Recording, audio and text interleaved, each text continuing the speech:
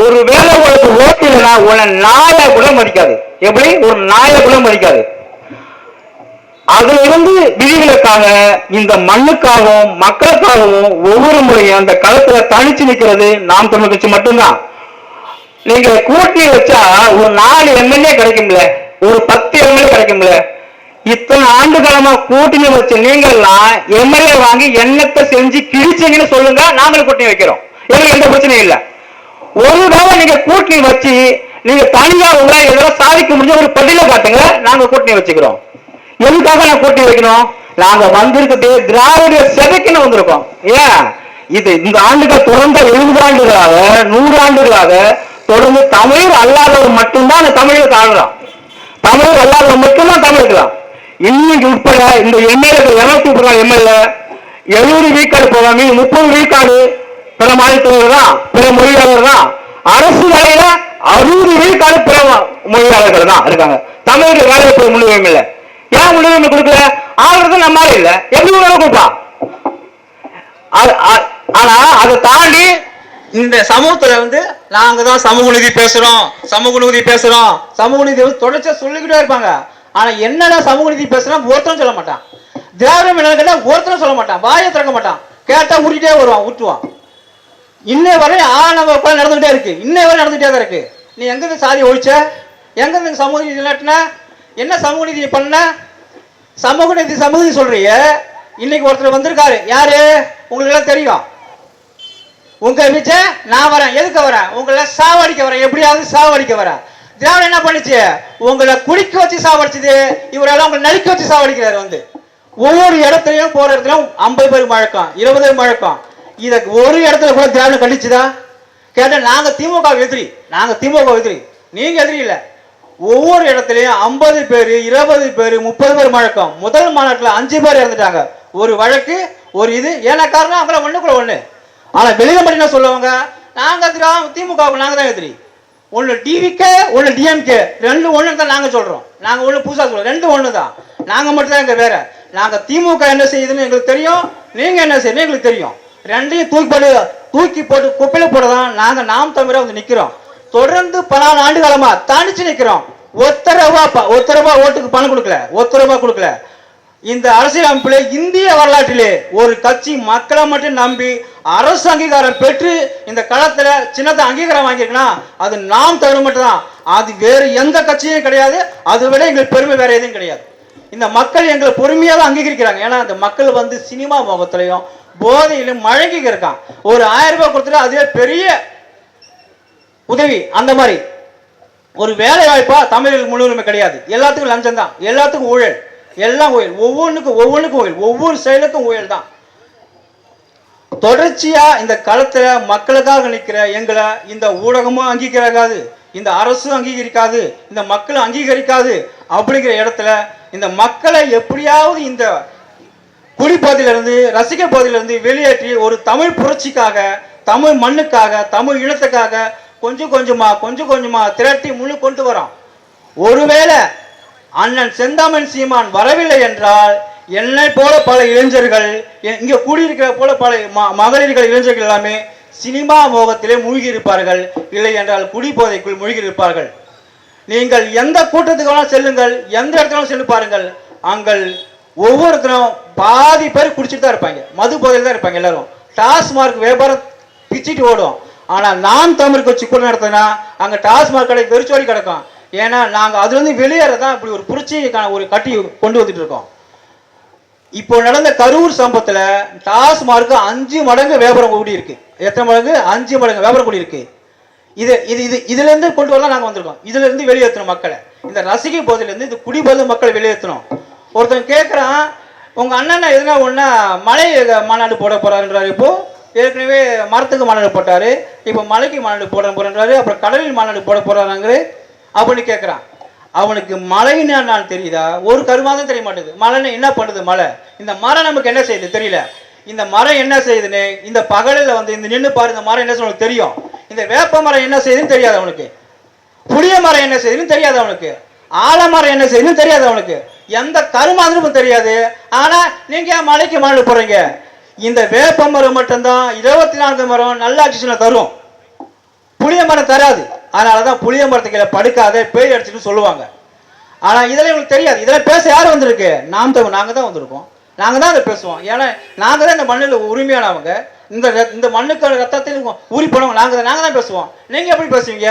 நீங்க எங்க இருந்தா வந்தீங்க, உங்க கையில ஆட்சி கிடைச்சது, இஷ்டத்துக்கு வாரி இறக்குறீங்க எல்லாத்துக்கும். இங்க இருக்க வளங்களை கொள்ளையடிச்சுட்டு போறீங்க. வளங்களை யாரு கொள்ளையடிச்சு? யாரு கேட்கறா? யாரு கேட்கற? வளங்களை கொள்ளையடிச்சா யாரும் கேட்கறது இல்ல. நாம் தமிழ் கட்சி தான் கேட்குது. யாரு கேட்கற? இது வரலையும் ஒவ்வொரு நிகழ்ச்சிக்கும் ஒவ்வொரு இடத்துக்கும் கிண்டல் கேள்வி பண்ணிக்கிட்டே இருக்கிறது. பொய் சொல்றாங்க, அவதூறு பரப்புறாங்க. ஆனா நாங்க வாங்க வாதாடுவோம் அப்படின்னு சொன்னா ஒரு பய வர மாட்டான். மண்ணை நாளாச்சு அதை பத்தி பேசவே மாட்டான். கிட்ட வரவே மாட்டான். இவனுக்கு தெரிஞ்சது எல்லாமே அண்ணன் சொன்ன மாதிரி தான். ஒண்ணு சீமான் ஒழுக, இல்ல சீமான் வாழ்க, இல்ல இதே தான். சீமான் பொய் பேசுறாரு. இதை தான் திரும்ப சொல்றோம். நாங்க திரும்ப எடுத்து சொல்றோம். எங்களுக்கு வேற வழி தெரியல. இந்த போதையில இருந்து மீட்டெடுத்து நாம் தமிழ் தூள தமிழகத்தை படைக்க தான் நாங்க போராடுறோம். ஒரு நீர் வளம், நில வளம், மண் வளம், இது அனைத்தையும் இந்த மக்களுக்கே பயன்பாடு வேண்டும் தான் நாங்க போராடுறோம். அதனால தான் இந்த மண்ணுக்கு வேணும் நாம் தமிழ் ஆட்சி இந்த மண்ணுக்கு தேவைப்படுகிறது. இந்த மண்ணும் மக்களும் நலமுடன் வளமுடன் வேலைவாய்ப்பும் தன்மானத்தோடும் கர்வத்தோடும் வாழ வேண்டும் என்றால் அதுக்கு தேவைப்படுகிறது நாம் தமிழ் கட்சியின் ஆட்சி.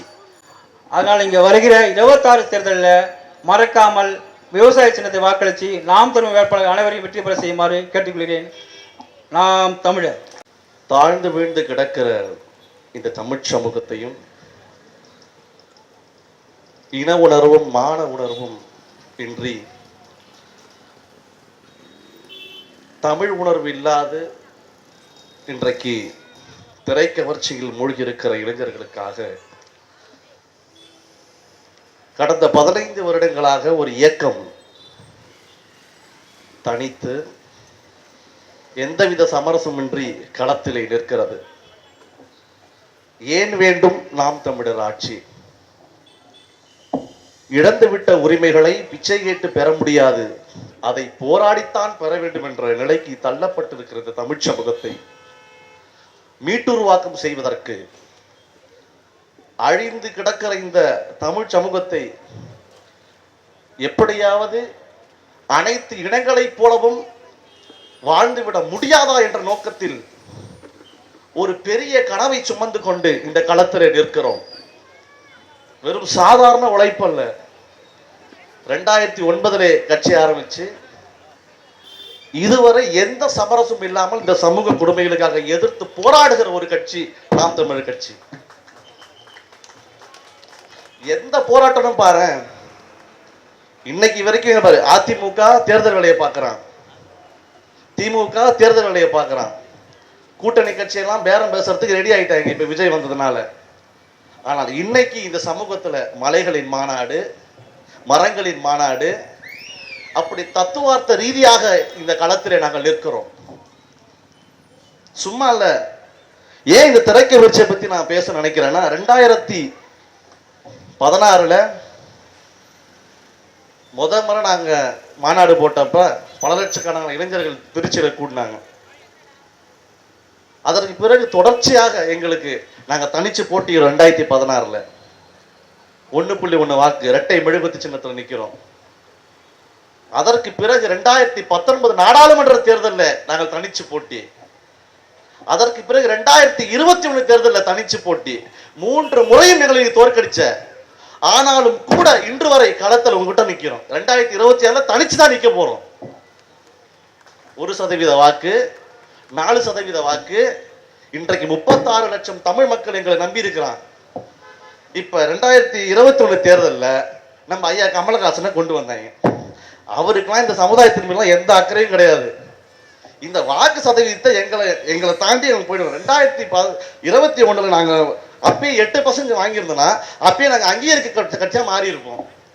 அந்த லூசு பையன் வந்தானா, அந்த லூசு பையன் ஒரு 4 லட்சம் பேர் ஓட்டு போட்டாங்களா, தடுத்துறான் அதை. இப்ப நம்ம அண்ணாச்சி வராப்புல எதுக்கு? நம்ம வாக்கு சதவீதத்தை குறைக்கிறது தான் வராங்க. மற்றபடி இந்த சமூகத்தின் மீது எங்களுக்கு எந்த அக்கறையும் கிடையாது. பாத்தீங்களா கரூர்ல ஒரு நடிகனை பார்க்க போறதுக்கு ஒரு இனம்ங்க இது. கேரளால என் ஃப்ரெண்டு இருக்காங்க, மலப்புரத்துல வருவான், ட்ரெயின் பிடிச்சி வருவான், வந்து எங்க வீட்டில் தான் தங்குவான், ஆடியோ லஞ்ச் அட்டன் பண்ணுவான், வீட்டுக்கு போயிடுவான். நான் கேட்பேன், ஏன் இந்த கேரளாலாம் அந்த மாதிரிலாம் கிடையாதா? அதெல்லாம் கிடையாது மச்சான். அங்கே நாங்கள் திரைக்க நடிப்போம், பாராட்டுவோம், காசு கொடுப்போம், அவ்வளோதான். அங்கே காங்கிரஸா கம்யூனிஸ்டா, இதுதான் பிரச்சனை. இங்கே பாருங்க, கமல் வந்தாப்புல, அதுக்கப்புறம் சரத்குமார் ஒரு கட்சி ஆரம்பிச்சாப்புல, அதுக்கப்புறம் கார்த்திக் ஆரம்பிச்சாப்புல, அதுக்கப்புறம் விஷால் ஆரம்பிச்சாப்புல. அவருக்கு ஸ்பெல்லிங் மிஸ்டேக் இருக்குன்ட்டு வேட்புமனு தூக்கி வெளியே போட்டான். அதோட அவங்க அதை முடிஞ்சு போச்சு. இப்போ நம்ம அண்ணன் வராப்புல. ஒரு இனம் இது நம்ம தமிழ்நாட்டில் மட்டும்தாங்க இந்த திரைக்க வச்சு. ஒன்று மது போதை, இன்னொன்று திரைக்க வச்சு. இது ரெண்டுலேயே மூழ்கி இவனை வச்சிருப்பான். மற்றபடி வேற எந்த நம்ம சமூகத்தில் அக்கறையே இல்லாமல் நம்மளை ஆக்கி விட்டுருவாங்க. என்ன செய்ய போறோம்? இப்போ நாம் தமிழ் கட்சி என்ன செய்ய போறோம்? இப்போ இலவச கல்வி, இலவச மருத்துவம், தூய குடிநீர் இலவசம். ஒருத்தனுக்கு நீ கல்வியை இலவசமா கொடுத்துட்டாலே அவன் நல்லபடியா வாழ்ந்துருவான். வேலைக்கு அவன் போனான்னா சம்பாதிச்சிருவான். அவன் சம்பாதிச்சிட்டானா நீ கொடுக்குற இந்த இலவசமா இதெல்லாம் அவனே வாங்கிடுவான். நீ கடைசி வரைக்கும் தனி மனித பொருளாதாரத்தை அவனை பெருக்க விடாம அவனை நீ வெறும் அப்படியே வச்சிருந்தீங்கன்னா அவன் ஒன்றும் பண்ண முடியாது. நம்மளை இப்ப அடுத்த கட்டத்துக்கு நம்ம நோக்கி போனோம்னா நம்ம நாம் தமிழர் கட்சியை தவிர்த்து ஒரு வழியே கிடையாது. திமுக, அதிமுக, பாஜக, காங்கிரஸ் இதெல்லாம் சும்மா பேச்சு. நம்ம தயவுசெய்து அன்பான மக்கள் நீங்க புரிஞ்சுக்கணும். சாலையோரம் இருக்கிற பெரியவர்கள் நீங்க பாருங்க, இன்னைக்கு விலைவாசி உயர்வு எப்படி இருக்கு? 78 ரூபா வித்த கோல்டு வினர் இன்னைக்கு என்னோட ரேட் என்ன இருக்கு பாருங்க. அதோட விலை என்ன இருக்கு? ஒரு 500 ரூபா கொண்டு போனா கடைக்கு போயிட்டு நம்மளால வாங்கிட்டு வர முடியாது.